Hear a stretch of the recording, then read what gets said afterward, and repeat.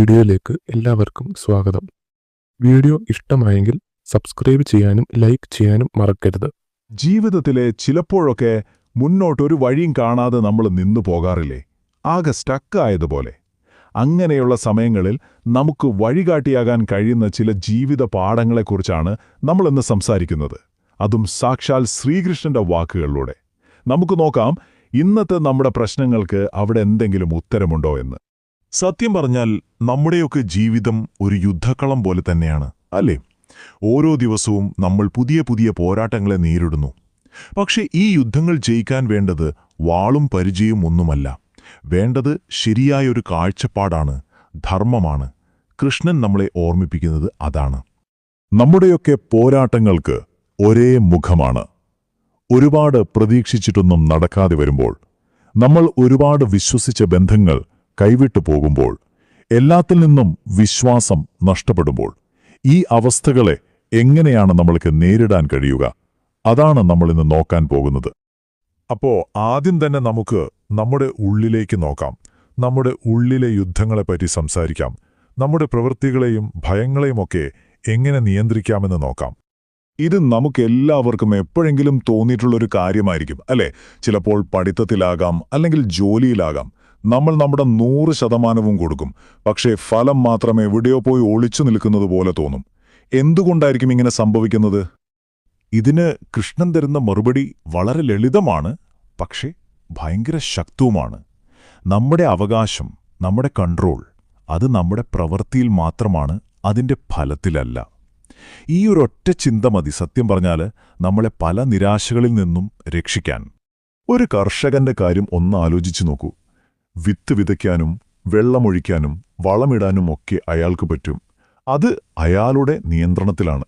പക്ഷേ എപ്പോ മഴ പെയ്യണം, എപ്പോ വെയിൽ വരണം എന്നതൊന്നും അയാളുടെ കയ്യിലല്ല. അതുപോലെ തന്നെയാണ് നമ്മുടെ ജീവിതവും. ആത്മാർത്ഥമായിട്ട് പരിശ്രമിക്കുക, നമ്മുടെ കടമ ചെയ്യുക, അത് നമ്മുടെ കയ്യിലാണ്. പക്ഷേ അതിൻ്റെ ഫലം എപ്പോ കിട്ടും, എങ്ങനെ കിട്ടും എന്നതൊന്നും നമ്മുടെ നിയന്ത്രണത്തിലല്ല. അതുകൊണ്ട് നമ്മൾ ഓർത്തിരിക്കേണ്ട ഏറ്റവും പ്രധാനപ്പെട്ട കാര്യം ഇതാണ്: നിങ്ങളുടെ ഭാഗം ഏറ്റവും ഭംഗിയായിട്ട് ചെയ്യുക. ഫലം വരാൻ കുറച്ചു വൈകുന്നുണ്ടെങ്കിൽ അത് നിങ്ങൾക്ക് കിട്ടില്ല എന്നല്ല അതിനർത്ഥം. ചിലപ്പോൾ പ്രപഞ്ചം നിങ്ങളെ അതിനുവേണ്ടി ഒരുക്കുകയായിരിക്കും, അത്രയുള്ളൂ. ഇനി നമ്മുടെ ഉള്ളിലെ മറ്റൊരു വലിയ ശത്രുവുണ്ട്. അതാണ് ഭയം.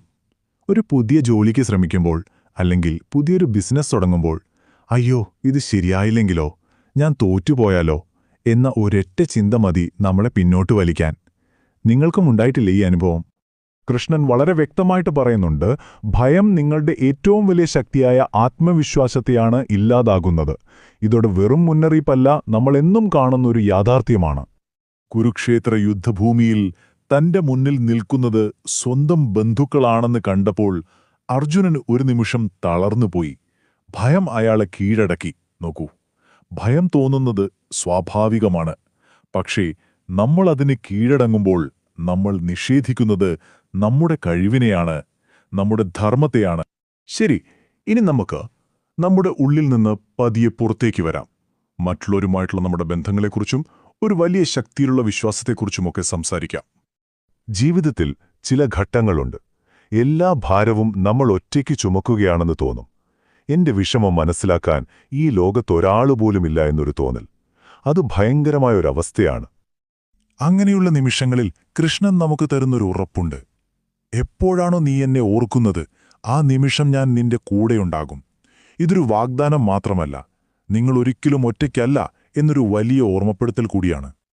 ഇതിന് നമുക്കുള്ള ഏറ്റവും നല്ല ഉദാഹരണമാണ് ദ്രൗപദിയുടെ കഥ. നിരസദസ്സിൽ വെച്ച് അപമാനിക്കപ്പെട്ടപ്പോൾ ആദ്യം അവർ സ്വന്തം ശക്തി കൊണ്ട് രക്ഷപ്പെടാൻ ശ്രമിച്ചു, പക്ഷേ പരാജയപ്പെട്ടു. അവസാനം ഒരു വഴിയുമില്ലാതെ എല്ലാം സമർപ്പിച്ച് കൃഷ്ണ എന്ന് വിളിച്ചപ്പോൾ സഹായമെത്തി. ഇത് നമ്മളെ പഠിപ്പിക്കുന്ന പാഠം ഇതാണ്: ചില സമയങ്ങളിൽ നമ്മുടെ ഭാരങ്ങൾ പൂർണ്ണമായി സമർപ്പിക്കുന്നതാണ് ഏറ്റവും വലിയ ശക്തി. തീർച്ചയായും ബന്ധങ്ങൾ നമ്മുടെ ജീവിതത്തിൽ വളരെ പ്രധാനപ്പെട്ടതാണ്.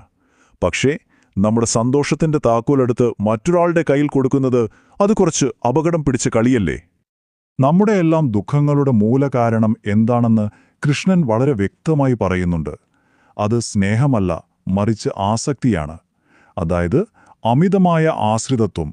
എന്റേത്, എനിക്ക് വേണം എന്നൊക്കെയുള്ള ആ ചിന്തകളില്ലേ, അതാണ് അവസാനം നമ്മളെ വേദനിപ്പിക്കുന്നത്. അതുകൊണ്ട് എല്ലാവരെയും ആഴത്തിൽ സ്നേഹിക്കുക, പക്ഷേ ആ സ്നേഹത്തിൽ നിങ്ങളെ തന്നെ നഷ്ടപ്പെടുത്തരുത്. എപ്പോഴും ഓർക്കുക, ബന്ധങ്ങൾ നമ്മുടെ ജീവിതത്തിന്റെ ഒരു ഭാഗം മാത്രമാണ്, അല്ലാതെ നമ്മുടെ മുഴുവൻ ജീവിതവുമല്ല. ഇനി നമുക്ക് കുറച്ചുകൂടി വിശാലമായി ചിന്തിക്കാം, ഒരു ബിഗ്ഗർ പിക്ചർ കാണാൻ ശ്രമിക്കാം. നമ്മളിപ്പോൾ അനുഭവിക്കുന്ന കഷ്ടപ്പാടുകളെയും അനീതികളെയുമൊക്കെ ഒരു വലിയ പദ്ധതിയുടെ ഭാഗമായി എങ്ങനെ കാണാൻ പറ്റുമെന്ന് നോക്കാം. ചില സമയങ്ങളിൽ ജീവിതം ഭയങ്കര അൺഫെയർ ആയിട്ട് തോന്നും. നമ്മൾ ഒരു തെറ്റും ചെയ്തില്ലെങ്കിലും ഒരുപാട് വേദനിക്കേണ്ടി വരും. അപ്പോൾ സ്വാഭാവികമായി നമ്മൾ ചോദിച്ചു പോകും, എന്തിന്? എനിക്ക് മാത്രം എന്താണിങ്ങനെ? ഇതിന് കൃഷ്ണൻ തരുന്ന ഒരേയൊരു മറുപടി ഇതാണ്: ക്ഷമയോടെ കാത്തിരിക്കുക. കാരണം കാലമാണ് ഏറ്റവും വലിയ ന്യായാധിപൻ. വർഷങ്ങളോളം വനവാസവും അപമാനവുമെല്ലാം സഹിച്ചു കഴിഞ്ഞ പാണ്ഡവരെ ഓർത്തുനോക്കൂ. പക്ഷേ അവസാനം വിജയം ആരുടെ കൂടെയായിരുന്നു? ധർമ്മത്തിന്റെ കൂടെ. അതുപോലെ നമ്മുടെ ജീവിതത്തിലും കാലം എല്ലാ ചോദ്യങ്ങൾക്കും ഉത്തരം തരും. അതുകൊണ്ട് നിങ്ങൾ ഇന്ന് അനുഭവിക്കുന്ന വേദനയ്ക്ക് ഒരർത്ഥമുണ്ടെന്ന് വിശ്വസിക്കുക. അത് നാളത്തെ നിങ്ങളുടെ ശക്തിയും തിരിച്ചറിവുമായി മാറും. ഒരുപക്ഷെ നിങ്ങളുടെ പരാജയങ്ങൾ പോലും വരാനിരിക്കുന്ന ഒരു വലിയ വിജയത്തിനു വേണ്ടിയുള്ള തയ്യാറെടുപ്പുകളായിരിക്കാം. അപ്പോൾ നമ്മൾ ഇന്ന് സംസാരിച്ചതിൻ്റെ എല്ലാം സത്ത എന്താണെന്ന് വെച്ചാൽ, നിങ്ങൾ വല്ലാതെ തളർന്നു പോകുമ്പോൾ ഒന്നോർക്കുക, നിങ്ങൾ ഒറ്റയ്ക്കല്ല. നിങ്ങളുടെ കർത്തവ്യം എന്താണോ അത് ചെയ്യുക.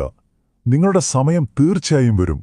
ബാക്കിയെല്ലാം ആ വലിയ ശക്തിക്ക് വിട്ടുകൊടുക്കുക.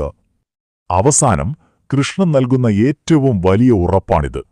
എപ്പോഴാണോ നമ്മൾ പൂർണ്ണമായി വിശ്വസിക്കുന്നത്, ആ നിമിഷം മുതൽ നമ്മുടെ ജീവിതത്തിന്റെ ഉത്തരവാദിത്തം താൻ ഏറ്റെടുക്കുമെന്ന്. ഇതിലും വലിയൊരു ഉറപ്പ് വേറെ എന്തുണ്ട്? അപ്പോൾ അവസാനത്തെ ചോദ്യം നിങ്ങളോടാണ്. നിങ്ങൾ ഇത്രയും നാൾ ഒറ്റയ്ക്ക് ചുമന്നുകൊണ്ടിരുന്ന ഭാരങ്ങളെല്ലാം താഴെ വെച്ച് പുതിയൊരു വിശ്വാസത്തോടെ മുന്നോട്ട് നടക്കാൻ നിങ്ങൾ തയ്യാറാണോ? അതിന്റെ ഉത്തരം നിങ്ങളുടെ ഉള്ളിൽ തന്നെയുണ്ട്.